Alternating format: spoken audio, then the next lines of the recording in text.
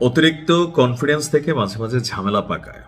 বাংলা একটা কথা আছে যে অতিবার বেরোনা ঝরে পড়ে যাবে।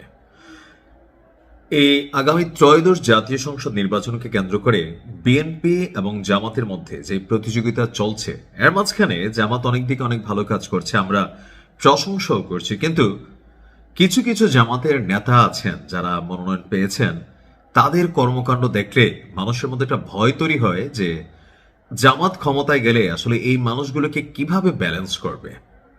কারণ যখন আমরা দেখি খোদ সেনাবাহিনীর সাথে এই ধরনের বাক্য বিনিময়, তখন মনে হয় ডাক্তার শফিক সাহেব বা দলটির এক শ্রেণীর নেতারা যখন জামাতকে মানুষের কাছে গ্রহণযোগ্যতা দেওয়ার চেষ্টা করছেন, তো কিছু কিছু এমপি প্রার্থী যারা আছেন তাদের আচার আচরণে মনে হয় যে তারা যদি ক্ষমতায় যায় ধরাকে সরা জ্ঞান করবে। আমার মনে হয় এটার জন্য ক্ষমা চাওয়া উচিত।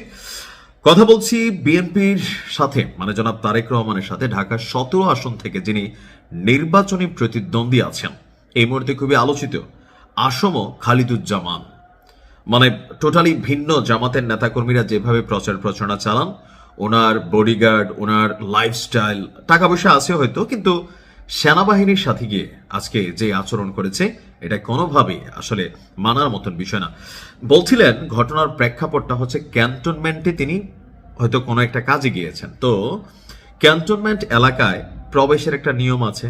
এখন আপনি যেই হন আপনাকে সেই নিয়ম মানতে হবে, কিন্তু না, নিয়ম মানতে নারাজ। উল্টো শোনালেন কি 5ই আগস্টের পর এরকম কত সেনাবাহিনীর অফিসাররা পায়ে ধরে নাকি পড়া ছিল, সার বলে নাকি দম দিছে। এগুলা হচ্ছে ওয়ান কাইন্ড অফ অধ্যত্বপূর্ণ কথাবার্তা। এগুলা হচ্ছে জামাতের যে গ্রহণযোগ্যতা মানুষের কাছে, সেইটাকে নেগেটিভিটি নেওয়া। এইটা হচ্ছে ওই কাণ্ড যেটা নিয়ে মানুষ জামাতকে অনেক ক্ষেত্রে ভয় পায় যে সেনাবাহিনীর সাথে আসলে জামাতের আচরণটা কি হবে। তো এরকম বক্তব্য কোথাও না কোথাও কাম্য না। তিনি আপনার এখানে যেটা আসছে যে ওনার এই বক্তব্যের পর অলরেডি আমরা দেখেছি যে 24 ঘন্টার মধ্যে এই প্রার্থীকে ক্ষমা চাওয়ার আলটিমেটাম দিয়েছে এক্স ফোর্সেস নামক একটা সংগঠন।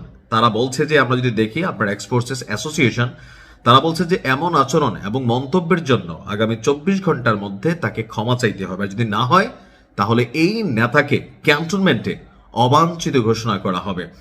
সংগঠনটির প্রেসিডেন্ট লেফটেন্যান্ট কর্নেল সাইফুল্লাহ খান তিনি আপনার বলছেন যে এক্স ফোর্সের অ্যাসোসিয়েশন গভীর উদ্যোগের সাথে লক্ষ্য করেছে যে একটি রাজনৈতিক দলের ঢাকা 17 আসনের নির্বাচনী প্রার্থী খালিদুজ্জামান ক্যান্টনমেন্ট এলাকায় অস্ত্রসহ প্রবেশের চেষ্টা করছেন। উক্ত প্রার্থী ক্যান্টনমেন্টে প্রবেশকালে দায়িত্বপ্রাপ্ত নিরাপত্তা সদস্যরা অস্ত্রসহ প্রবেশে বাধা দিলে সেখান থেকে তার অধ্যত্বপূর্ণ আচরণ এবং সেনা সদস্যদের উদ্দেশ্যে কুরুচিপূর্ণ এবং অবমাননাকর মন্তব্য দিয়েছেন। এই ধরনের বক্তব্য এবং আচরণ সামরিক বাহিনীর মনোবল, মর্যাদা, রাষ্ট্রীয় শৃঙ্খলার উপর সরাসরি আঘাত। এক্স ফোর্সেস অ্যাসোসিয়েশন এই ঘটনার তীব্র নিন্দা জানায়। তারা বলছে যে রাজনৈতিক পরিচয় কখনোই কাউকে সংবিধান এবং আইনের ঊর্ধ্বে দেওয়ার লাইসেন্স নয়। ক্যান্টনমেন্ট কোনো রাজনৈতিক প্রভাব বিস্তারের জায়গা নয়, এটি একটি সংবেদনশীল রাষ্ট্রীয় নিরাপত্তা এলাকা। অবশ্যই আমরাও এটাই মনে করি।